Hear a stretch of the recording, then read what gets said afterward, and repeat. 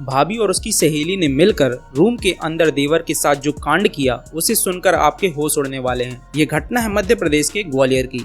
रविंद्र कुशवाहा, जिसकी उम्र 23 साल है, वो मुरैना में एक प्राइवेट कंपनी में काम करता।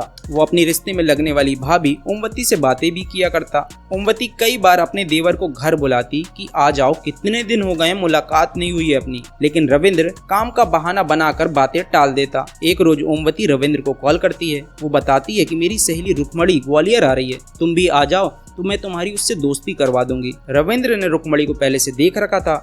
वो रुक्मणी का नाम सुनते ही तुरंत ग्वालियर आने को राजी हो गया। 15 अक्टूबर को रविंद्र ग्वालियर पहुंचता है। वो अपनी भाभी से बातचीत कर ही रहा था कि थोड़ी ही देर में रुक्मणी भी वहां पहुंच जाती है। ये वही रुक्मणी है जिससे रविंद्र दोस्ती करने आया था। अब तीनों साथ बैठकर खाना खाते हैं और दिन भर इधर उधर की बातचीत करने में निकाल देते हैं। रात होते ही ओमवती रविंद्र से कहती है कि तुम दोनों का यहाँ मिलना सेफ नहीं रहेगा। ऐसा करते हैं, रुक्मणी के भाई के घर चलते हैं, वो खाली पड़ा हुआ है। रविंद्र भी सोचा, अपन को क्या करना, अपन को तो मिलने से मतलब है, यहाँ मिलवा दो चाहे वहाँ मिलवा दो। अब रुक्मणी और रविंद्र को एक साथ खाली घर में भेज दिया गया। रात के करीब 11:30 बजे ओमवती 3 लड़कों के साथ उसी कमरे में एंटर करती है जहाँ पर रुक्मणी और रविंद्र एक साथ मौजूद थे।